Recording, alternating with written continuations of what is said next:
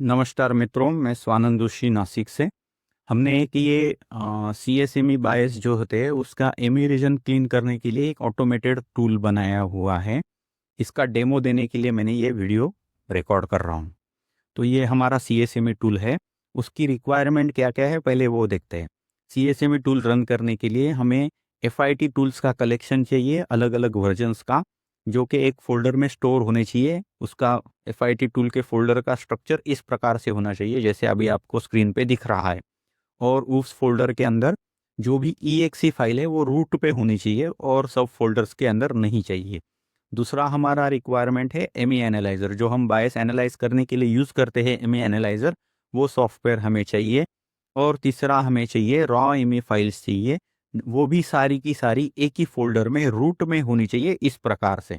अगर आपके पास ये सारी चीज़ें नहीं है तो मैं ये वीडियो के डिस्क्रिप्शन में लिंक डाल दूँगा, उस लिंक के थ्रू आप इनको डाउनलोड कर सकते हो। अभी हम ये CSME टूल रन करते हैं, उसे कैसे सेटिंग करने हैं, कैसे यूज़ करने हैं, हम आपको बताते हैं।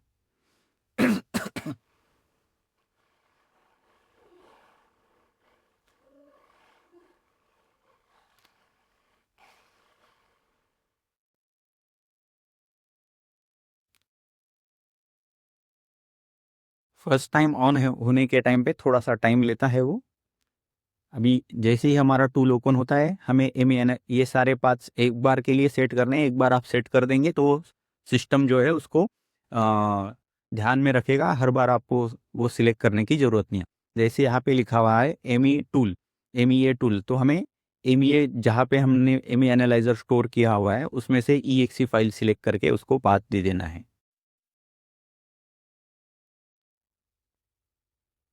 बाद में एमी रे प्रो, यानी हमें जो रॉ एमी फाइल्स हमने स्टोर की है उस फोल्डर का उसे हमें पाथ देना है। बाद में FIT टूल्स जिस फोल्डर में सेट किए हुए स्टोर किए हुए हैं वो फोल्डर हमें इसमें सेट करना है। इस प्रकार से ये सेटिंग होने के बाद में हमारा टूल काम करने के लिए तैयार है। हमें यहाँ पे सोर्स फाइल जहाँ दिख रही है, यहाँ पे आप ब्राउज करके भी फाइल डाल सकते हो, ड्रैग एंड ड्रॉप करके भी फाइल डाल सकते हो। अभी मैं ये ड्रैग एंड ड्रॉप करता हूँ इसे। फाइल ड्रैग करने के बाद में जब हम एनालाइज पे क्लिक करेंगे तो हमारा टूल इस फाइल को एनालाइज करेंगे, जैसे हम एमी एनालाइजर में करते हैं सेम वैसे ही करेगा। उसमें कौन सा वर्जन है एमी का वो दिखाएगा, कौन सा टाइप SKU है वो दिखाएगा, कौन से FIT टूल से इसको बनाया है वो दिखाएगा, एमी का साइज दिखाएगा और फाइल सिस्टम का स्टेट दिखाएगा।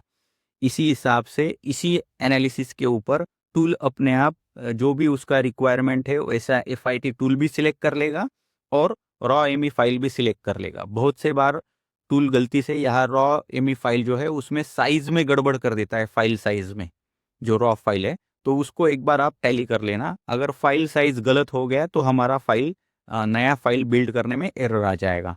तो इसने प्रॉपर सिलेक्ट किया हुआ है कंज्यूमर LP के हिसाब से, 3.5 सवा 3 MB का फाइल उसने सिलेक्ट किया हुआ है।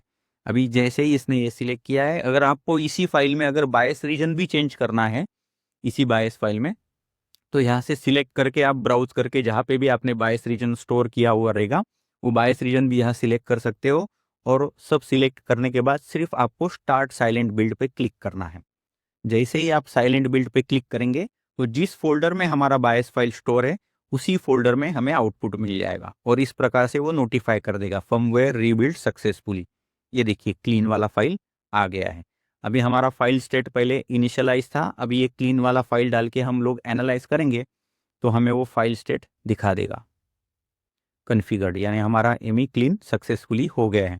वैसे ही हम और एक वर्जन वाला फाइल, अलग वर्जन वाला फाइल इसमें ट्राई करते हैं। अभी मैंने ये दूसरा फाइल डाला है, इसको एनालाइज करते हैं। अभी ये 15 वर्जन वाला है file, FIT tool versions, file size, files system status भी दिखाया है, एमी का साइज भी दिखाया है, टूल भी अपने आप सिलेक्ट हो गया है।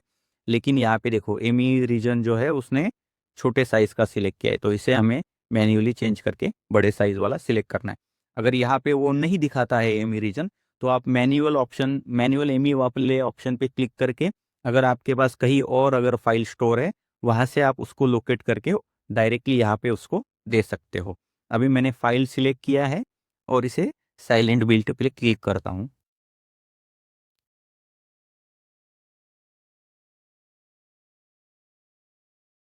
Firmware rebuild successfully. तो हमारा दूसरा फाइल भी उसने सक्सेसफुली रीबिल्ड कर दिया है। हमें इसे एनालाइज करते हैं। फाइल सिस्टम स्टेट पहले इनिशियलाइज था, अभी हमारा कॉन्फ़िगर्ड हो गया। तो ऐसे ही हमें बहुत सी बार कुछ लैपटॉप के मदरबोर्ड्स में दो दो बायस होते हैं, तो हमें उसे कंबाइन करके फिर एनालाइज करना होता है। तो वो कंबाइन करने के लिए भी यहाँ पे यूटिलिटी दिया हुआ है।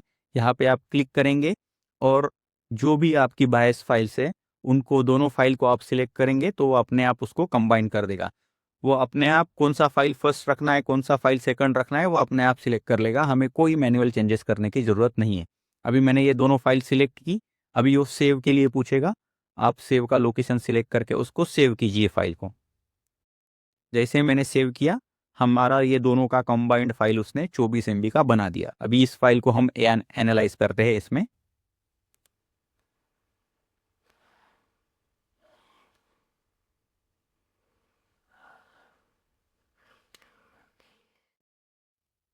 ये इसने एनालाइज कर दिया और उसने एमी रीजन का फाइल सिलेक्ट किया है, ये गलत है, तो इसको हमको कंज्यूमर एलपी में फाइल सिलेक्ट करना पड़ेगा। अभी मैंने ये कंज्यूमर एलपी वाला फाइल सिलेक्ट किया दूसरा, और हमें इसे साइलेंट बिल्ड करना है। अभी साइलेंट बिल्ड पे क्लिक करेंगे।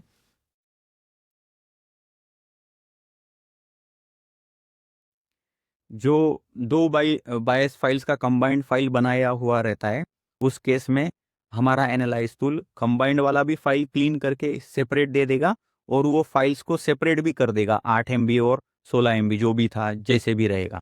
देखिए अभी हमारा जो 24 MB वाला फाइल था उसका उसने 24 MB का भी फाइल बना दिया, 16 और 8 MB वाला भी फाइल हमें उसने बना के दे दिया। इस प्रकार से हमारा एमी एनालाइजर टूल वर्क करता है। अगर ये एमी एनालाइजर टूल और इसके जो भी रिक्वायरमेंट्स वाले टूल्स है सारे डाउनलोड करने के लिए मैं डिस्क्रिप्शन में उनकी लिंक डाल दूंगा, आप वहाँ से डाउनलोड कर सकते हो। ये टूल का 5 डेज का फ्री डेमो अवेलेबल है। आप 5 डेज फुल फीचर यूज़ कर सकते हो।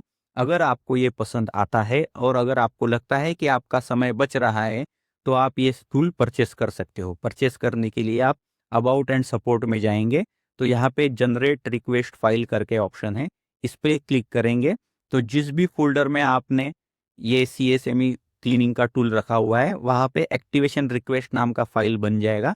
वो आप दिए हुए कॉन्टैक्ट पे भेजिए तो आपको उसके कमर्शियल्स और एक्टिवेशन लाइसेंस वहाँ से मिल जाएंगे। धन्यवाद।